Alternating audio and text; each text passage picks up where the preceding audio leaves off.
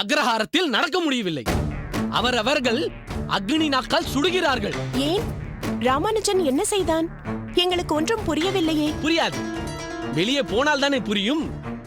வீட்டின் உள்ளேயே உட்கார்ந்து கொண்டு பூனை கண்ணை மூடிக்கொண்டது போல இருந்தால் புரியத்தான் புரியாது. வெளியே போய் பாருங்கள். என்னவென்று நீங்களே சொல்லுங்களேன். உங்கள் மகன் செய்த காரியத்திற்கு என்னை காட்டி காட்டி இதோ போகிறானே இவன் அவன் சித்தப்பா என்று வறுத்தெடுக்கிறார்கள். உங்களையா? ராமானுஜன் அப்படி ஏதும் தவறான காரியங்களை செய்பவன் இல்லையே. நினைத்துக் கொண்டிரும். என்ன செய்திருக்கிறான் தெரியுமா? நான் சொல்கிறேன். ராமானுஜா, என்னப்பா இதெல்லாம்? என்ன செய்தாய் நீ? பயப்படாதீர்கள் அம்மா. உங்களுக்கும் அப்பாவுக்கும் அவமானம் நேரும்படி நான் ஒரு நாளும் நடந்து கொள்ள மாட்டேன். பேசுவாய் பேசுவாய். இப்போது நீ செய்திருக்கும் காரியம் என்னவோ? இவர்களுக்கு இழுக்கு ஏற்படாதது மாதிரி பேசுகிறாயே. அப்பா, நேற்று ஆற்றில் குளித்துக் கொண்டிருக்கும் போது அங்கு ஒரு சிறுவன் சுழலில் மாட்டிக்கொண்டான். பயத்தால் அவன் தண்ணீரில் தத்தளித்துக் கொண்டிருந்த போது அவனை காப்பாற்றி கரை சேர்த்தேன். நல்ல காரியம்தான் செய்திருக்கிறாய். எது நல்ல காரியம்? இவன் தொட்டு தூக்கிய சிறுவன் யார் தெரியுமா? தொடக்கூடாதவனை தொட்டு தூக்கி இருக்கிறான்.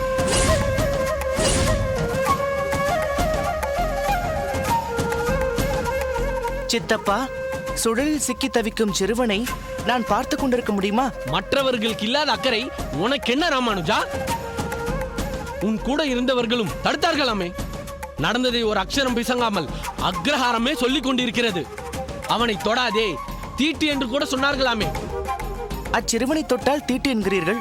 நான் தொடாமல் இருந்திருந்தால் அவன் வீட்டில் உண்மையிலேயே நேற்று தீட்டு விழுந்திருக்கும். அச்சிறுவன் இன்று உயிரோடு இருந்திருக்க மாட்டான். ஒருவேளை அப்படி நடந்திருந்தால் அது அவனது விதியாக இருந்திருக்கலாம். இல்லை சித்தப்பா, அவனை காப்பாற்ற வேண்டும் என்பது எனக்கிடப்பட்ட விதி. அதைத்தான் நான் செய்தேன். ஜீவகாருண்யம் நம் உடம்பில் ஊறிய ஒன்று. காக்கையும் குருவியும் எறும்புகளும் சாப்பிடட்டும் என்றுதானே நம் வாசலில் அரிசி மாவினால் கோலமிடுகிறோம். இப்படி சகல ஜீவராசிகளின் மேல் நாம் காட்டும் அன்பை உயிருக்கு போராடும் மனிதனிடம் காட்டக்கூடாதா? அப்பா, உயிர்தானே ஆத்மா. அதன் மீது போர்த்தியிருக்கும் போர்வைதானே இந்த உடல்.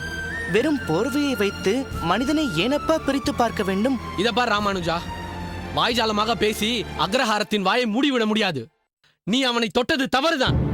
கமல நாயனரே, ராமானுஜனை நான் என் பிள்ளையாக பார்க்காமல் ஒரு மூன்றாம் மனிதனாக பார்த்தாலும் கூட அவன் சொல்வதில் நியாயம் இருப்பதாகத்தான் தெரிகிறது. நியாயம் இருக்கிறதோ இல்லையோ அதை பற்றி எனக்கு கவலை இல்லை. நாம் வசிப்பது இந்த அக்ரஹாரத்தில்.